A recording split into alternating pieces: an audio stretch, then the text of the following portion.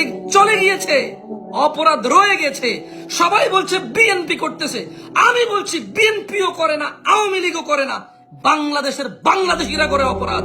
মায়ের ছেলে করে, স্ত্রীর স্বামী করে, ছেলের বাবা করে, মেয়ের বাবা করে, জামাইয়ের শ্বশুর করে, ভাতিজার চাচা করে, ভাগিনার মামা করে, মামার ভাগিনা করে।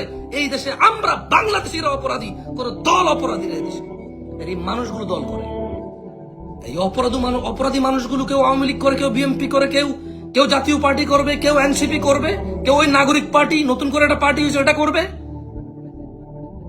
বাংলাদেশের মানুষ করবে এই পার্টিগুলা।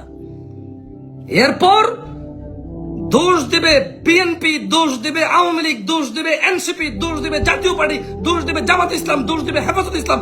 অথচ মানুষগুলো দোষী। মানুষ দলের কি বিচার হবে নাকি? 10 কোটি, 5 কোটি, 1 কোটি, 2 কোটি, 4 কোটি মানুষ দিয়ে দল, এত দলের বিচার করবে কে? মানুষগুলোর বিচারের আওতায় আনা উচিত। মানুষগুলোকে বিচারের আওতায় আনা উচিত। দল নিয়ে কথা বললে দল বলবে যে আমরা ওকে বহিষ্কার করে দিয়েছি।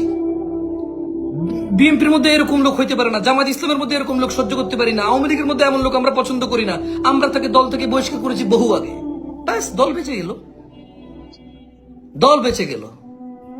পুলিশ করলে পুলিশ বলবে আমরা তোকে বরখাস্ত করেছি, আর্মি করলে আর্মি আমরা তোকে বরখাস্ত করেছি। জামশেদ মজুমদারের মতো কোন মাদ্রাসায় চাকরি করে যদি হুজুর করে কোনো অন্যায়, মাদ্রাসা বলবে আমরা তো ওনাকে চাকরিচ্যুত করেছি, বহিষ্কার করে দিয়েছি, আপনারা যা বিচার করেন করেন। আমাদের মাদ্রাসার সাথে ওর কোনো সম্পর্ক নাই, আমাদের দলের সাথে ওর কোনো সম্পর্ক নাই, পুলিশের সাথে ওর কোনো সম্পর্ক নাই, আর্মির সাথে ওর কোনো সম্পর্ক নাই, বিএনপির সাথে ওর কোনো সম্পর্ক নাই, মসজিদের সাথে ওর কোনো সম্পর্ক নাই। বলবে প্রতিষ্ঠানের বিচার করবা নাকি তোমরা? প্রতিষ্ঠানের বিচার করতে গেলে তো তোমরা জীবনও পারবা না। তোমরা বিচার করতে হবে মানুষের।